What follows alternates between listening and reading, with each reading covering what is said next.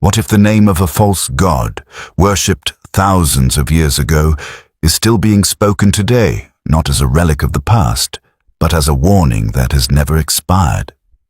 What if entire civilizations once built their lives around something that could not even move, could not respond, could not save them, yet they feared it, trusted it, and sacrificed for it as if their survival depended on it?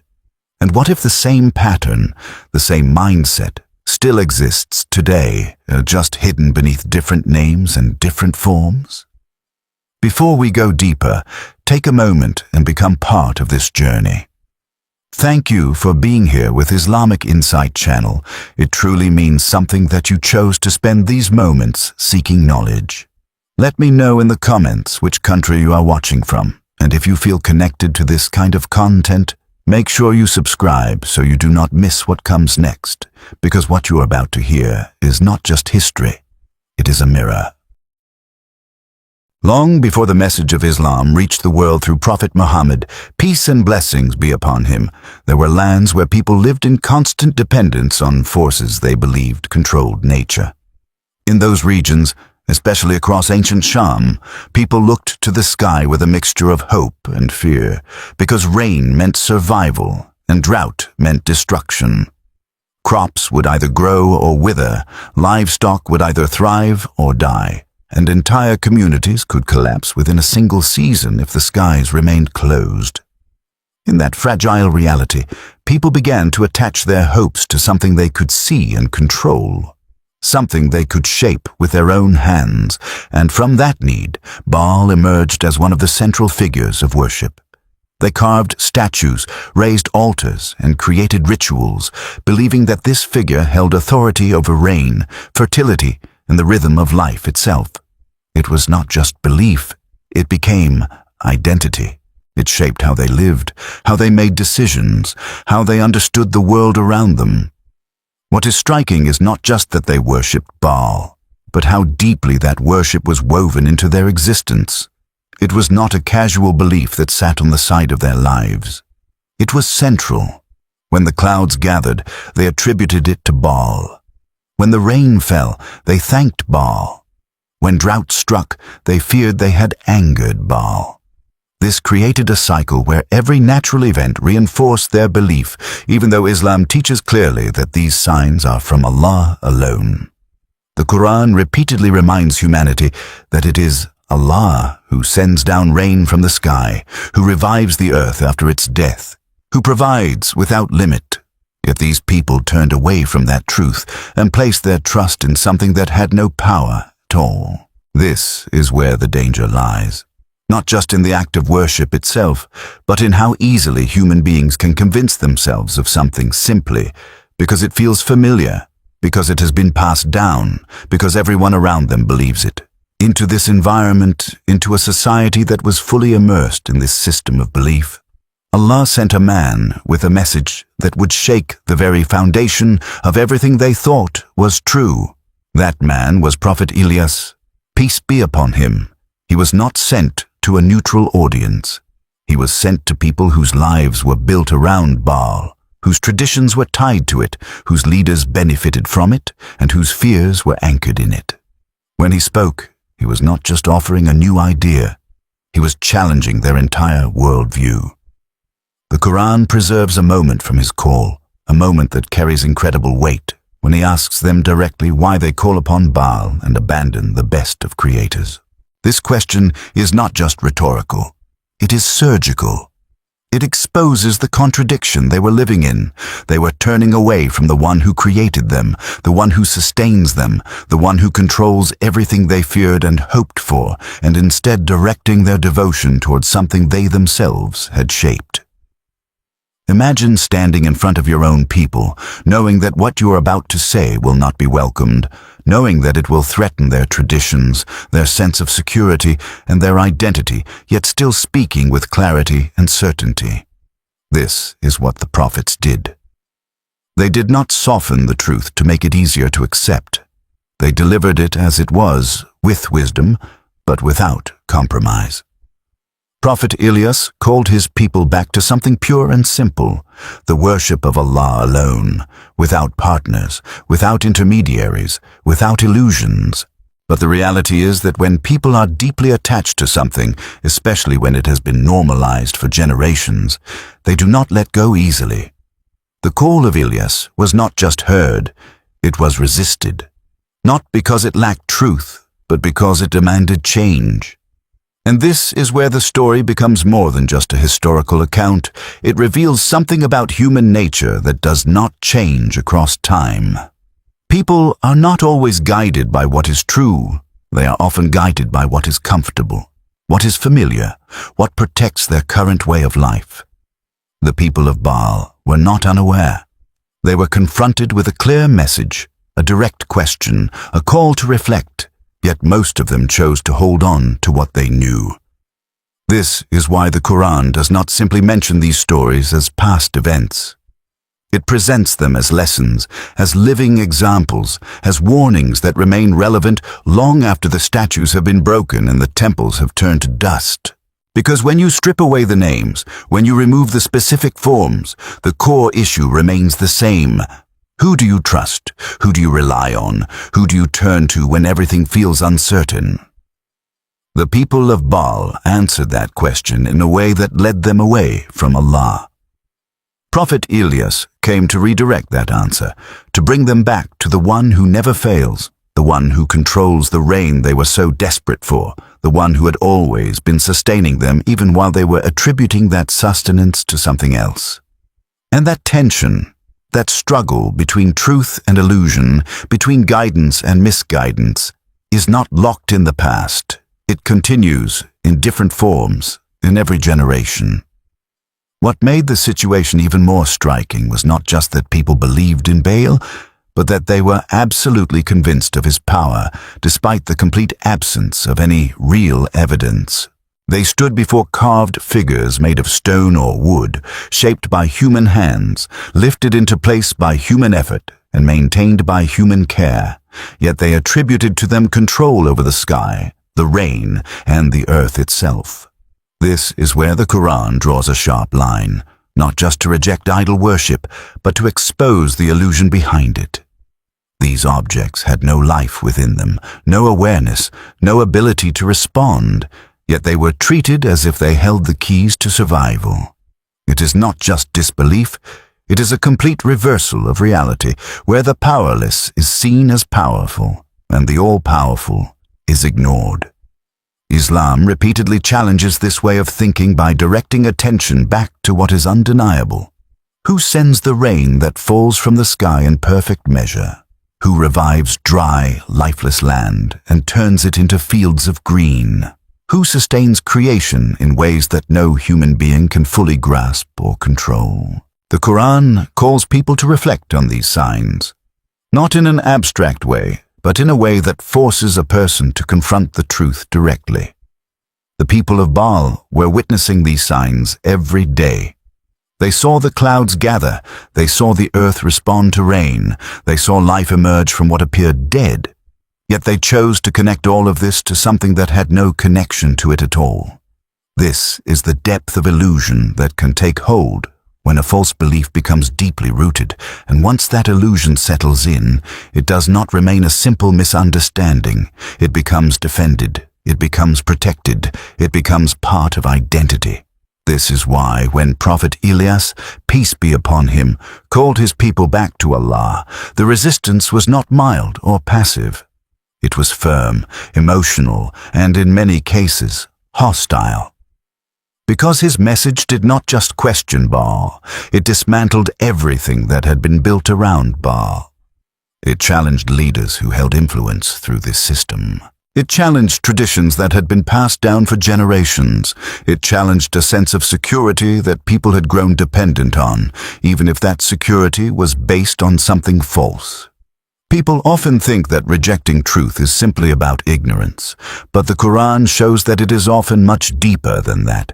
It is about attachment. It is about pride. It is about the fear of losing what is familiar. The people of Elias were not lacking intelligence. They were lacking the willingness to let go. And when truth requires a person to change, to admit they were wrong, to break away from what everyone around them accepts, it becomes heavy. It becomes uncomfortable. This is why many of them chose to remain where they were, even after the message had been made clear. There is a pattern here that repeats across the stories of the prophets. The truth is presented with clarity, but only a small group responds to it sincerely. The majority hesitate, resist, or reject it entirely. Not because the truth is hidden, but because accepting it comes at a cost. It demands humility, it demands courage, it demands a willingness to stand apart from what is normal. And for many people, that is a price they are not ready to pay. So they hold on to what they know, even if it is built on illusion. The Quran indicates that only a select group followed Prophet Ilyas, peace be upon him. These were the ones who were able to see beyond the surface, who were able to recognize that what they had inherited was not necessarily what was true. They broke away from the majority, and in doing so, they aligned themselves with the message that all prophets brought, the message of pure monotheism, the worship of Allah alone without any partners. This choice was not easy. It likely came with social pressure, isolation, and even danger.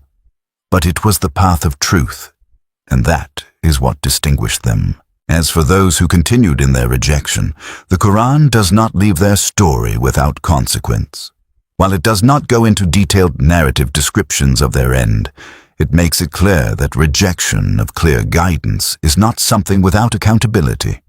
Every nation that turned away after truth was made evident faced the result of that choice, whether in this world or the next.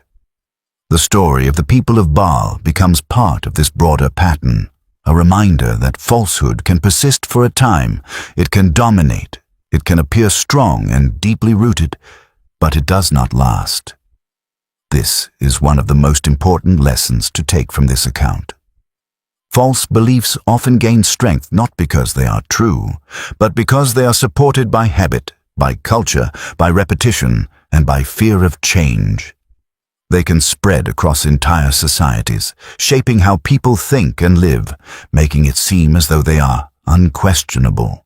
But when examined closely, they often collapse under the simplest reflection. What power does this thing actually have? Can it create? Can it sustain? Can it respond?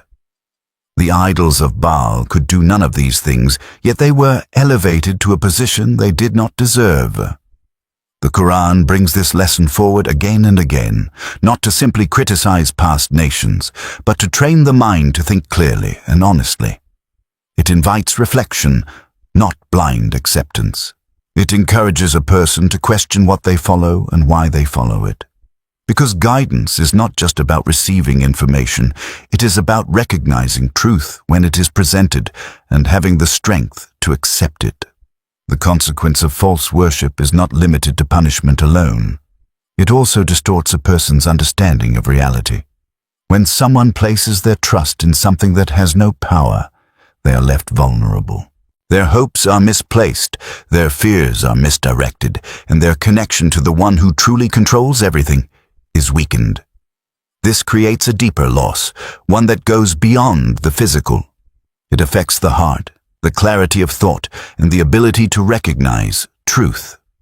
This is why the message of Prophet Ilyas, peace be upon him, was so crucial. It was not just about rejecting Baal, it was about restoring a correct understanding of who Allah is and what it means to rely on him. It was about realigning people with reality itself, where the Creator is recognized as the source of all power, all provision, and all control. It was a call to break free from illusion and return to something solid, something unchanging, something true. And even though the people of Baal lived long before our time, the lesson remains just as relevant. The forms of falsehood may change, the names may disappear, but the underlying pattern does not. People still place trust in things that cannot truly benefit them. They still fear losing things that have no real control over their destiny. They still resist change when truth challenges what they are used to. This is why the Quran preserves these stories, not as distant history, but as living guidance. It is a reminder that the struggle between truth and illusion is not confined to one era. It is ongoing, and every person is part of it, whether they realize it or not. What makes the mention of Baal even more powerful is that it is not buried in obscure history or left to be discovered through archaeological ruins alone. It is named directly in the Quran, preserved with precision, placed within a question that cuts through centuries of human behavior. When Allah recounts the words of Prophet Elias, peace be upon him, asking his people why they call upon Baal and abandon the best of creators, it is not simply a record of a past conversation. It is a statement that carries weight in every era. The Quran does not casually mention names. When a specific figure like Baal is brought forward, it is because that figure represents something far greater than a single moment in time. It represents a pattern of deviation, a clear example of how human beings can turn away from what is obvious and choose something that holds no real power. This moment in the Quran invites reflection in a very direct way. It forces a person to pause and consider the contrast being presented. On one side, there is Baal, a creation shaped by human hands, dependent on people for its existence, unable to act, unable to respond, unable to control anything. On the other side, there is Allah, the creator of everything, the one who brings life and causes death, the one who controls the skies, the earth, and everything in between. The question is not complicated, but it is deeply confronting.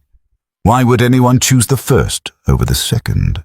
Why would anyone abandon the source of all power and turn to something that has none? This is the kind of question that does not just apply to the people of Elias. It applies to every person who hears it. And this is where the story begins to move beyond history and into something that feels much closer, much more immediate. The name Baal may belong to an ancient world, but what it represents has never disappeared. The Quran does not limit the concept of associating partners with Allah to physical idols alone. It addresses the deeper reality, the state of the heart, the direction of reliance, the source of fear and hope. Because worship in Islam is not only about bowing or prostrating, it is about where the heart turns when it seeks security, when it seeks provision, when it seeks protection. This is why the name Baal still appears in conversations today, not because people are openly rebuilding statues and returning to ancient rituals, but because the essence of what Baal represented continues to exist in different forms. The shapes have changed, the language has evolved, but the underlying issue remains. Human beings still have a tendency to attach themselves to things that feel powerful, things that appear to offer control, things that promise stability in an uncertain world. And when those attachments grow strong enough, they begin to take a place in the heart that belongs only to Allah. In earlier times, the illusion was visible. It stood in front of people in the form of carved idols, decorated and elevated, surrounded by rituals. Today, the illusion is often less visible, but no less real. It can take the form of wealth, where a person begins to believe that their security lies entirely in what they possess. It can take the form of status, where a person measures their worth and their future based on how they are seen by others. It can take the form of power, where control over people or situations becomes the ultimate goal. These things are not gods in the literal sense. But when they begin to dominate a person's decisions, when they become the source of ultimate trust or fear, they start to resemble the same pattern that once existed with Baal. Islam does not deny that these things exist or that they have a place in life. Wealth can be a blessing. Status can be a responsibility. Power can be a test. But the problem begins when they are elevated beyond their proper place, when they are treated as if they control outcomes independently of Allah, when the heart becomes attached to them in a way that overshadows reliance on the Creator. This is where the connection to the story of Baal becomes clear. It is not about the specific object of worship. It is about the shift in the heart, the redirection of trust. The Quran consistently calls people back to a state of clarity where reliance is placed fully on Allah, where everything else is seen for what it truly is, a means, not a source. It teaches that no matter how powerful something appears, it remains within the control of Allah. Nothing operates independently. Nothing can override His will. This perspective frees a person from the illusion of control that often leads to anxiety and misplaced dependence. It anchors the heart in something stable, something that does not change, something that does not fail. When you look back at the people of Baal through this lens, their situation becomes easier to understand, but also more unsettling. They were not simply misguided in a distant, irrelevant way. They were human beings responding to uncertainty, trying to secure their future, trying to explain the forces around them. But instead of turning to the one who truly controls those forces, they created something that gave them the illusion of control. And once that illusion took hold, it shaped everything else. The same risk exists in every generation. The details may differ, but the human tendency remains. People look for stability in a world that constantly shifts. They look for something they can hold on to, something they can depend on.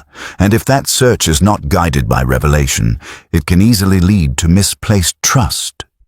This is why the Quran brings these stories forward, not to criticize the past from a distance, but to bring the lesson into the present, to make it personal, to make it relevant.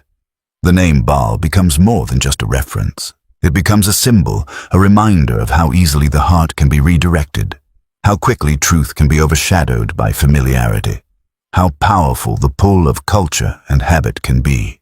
It also becomes a warning, a clear indication that falsehood, no matter how widespread, no matter how deeply rooted, remains false. It does not gain legitimacy through numbers or through time. It remains empty, even if it appears strong. At the same time, this is not a message of despair. It is a message of awareness and opportunity. Just as some people in the time of Prophet Elias recognized the truth and chose to follow it despite the pressure around them, the same choice is available in every era. The path of clarity is always there. The call to return to Allah is always present. The question that was asked then continues to echo, not as a distant voice, but as something that speaks directly to the present moment. Because in the end, the story is not really about Baal as a figure frozen in history. It is about what Baal represents, and whether that representation still finds a place in the way people think, the way they live, and the way they direct their hearts. It is about recognizing that the greatest danger is not always obvious. It is not always standing in front of us in the form of a statue. Sometimes it is hidden in priorities, in attachments, in assumptions that go unchallenged.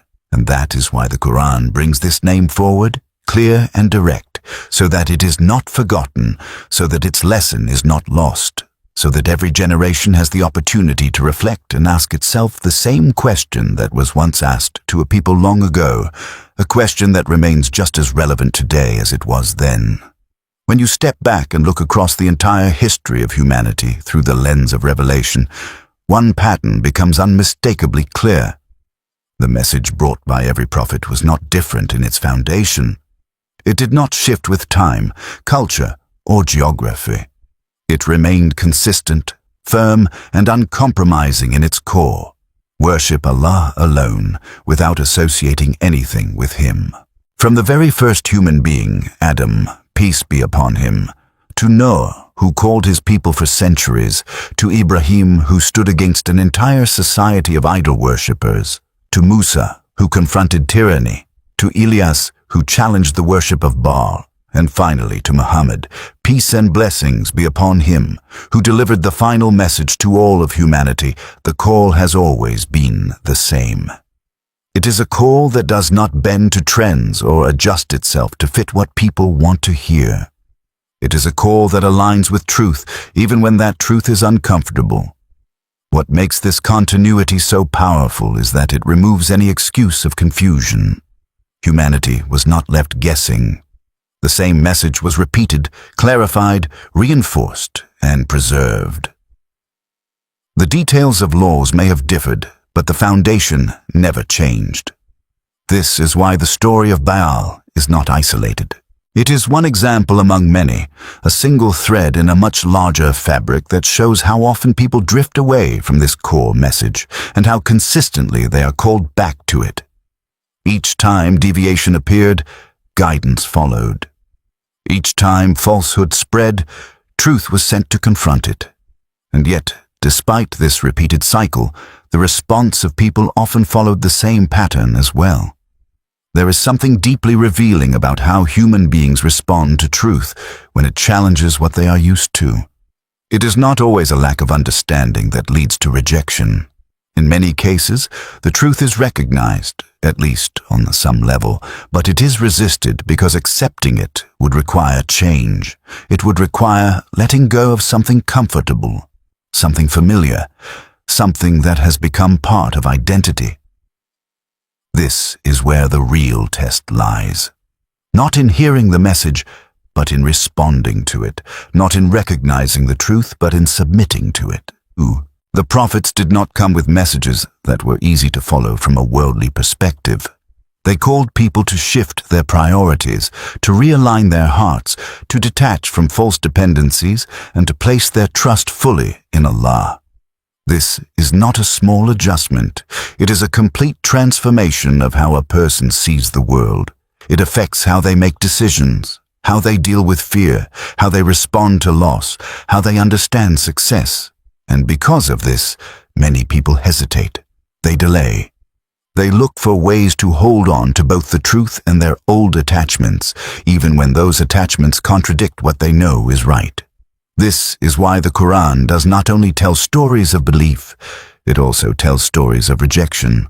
Not to dwell on negativity, but to expose the patterns that lead people away from guidance. It shows how pride can block the path to truth, how arrogance can make a person feel that they do not need to change, how following the majority can create a false sense of security, and how attachment to tradition can override clear evidence.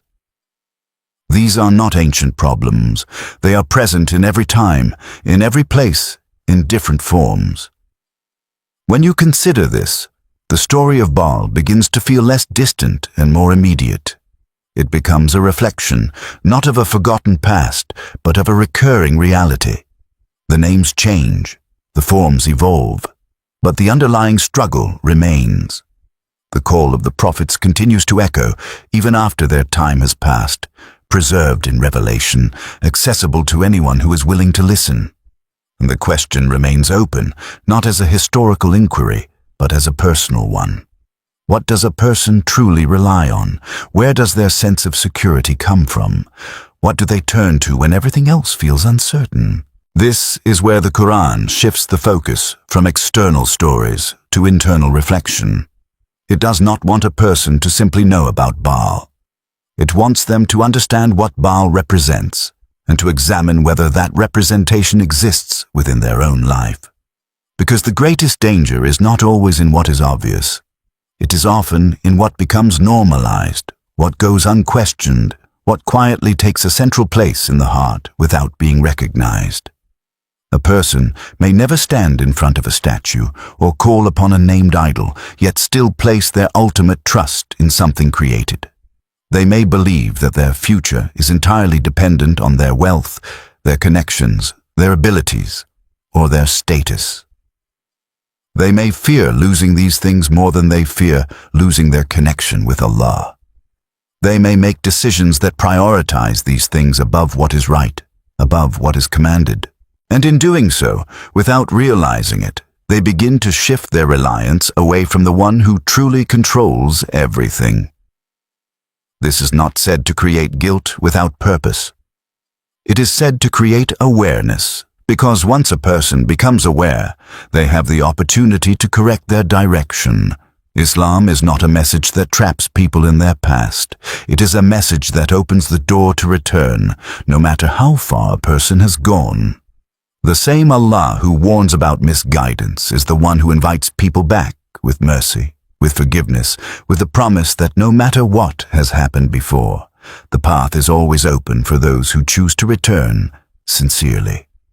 This is the beauty of the final message brought by Prophet Muhammad. Peace and blessings be upon him. It completes what came before it, preserves it, and makes it accessible in a way that is not limited to one nation or one time. The Quran remains unchanged, its message clear, its guidance direct. It continues to call people to the same truth that was spoken by every prophet before. It continues to challenge falsehood in whatever form it appears. It continues to remind people that what is temporary should not be treated as permanent, and what is created should not be elevated to the level of the Creator. And as you reach the end of this reflection, the story circles back to where it began, not with an ancient statue or a forgotten people, but with a question that remains alive. The people who once worshipped Baal are gone. Their temples have crumbled, their practices have faded, their names are no longer spoken as they once were. But the lesson they left behind has not disappeared. It has been preserved, protected, and passed down so that it can reach those who come after them. The question is no longer directed at them. It is directed at anyone who hears it now. Will you place your trust in what cannot truly benefit you, no matter how strong it appears? Or will you turn to the one who created you, who sustains you, who controls every outcome, even when it is not visible? This is not a question that demands a quick answer. It is a question that invites reflection, honesty, and ultimately a choice. Because in the end, everything else fades. Power fades, wealth fades, status fades, even the memory of entire civilizations fades. What remains is the truth, unchanged and unchallenged. What remains is the relationship between a person and their Creator. And what remains is the opportunity, while there is still time, to choose where that connection is placed.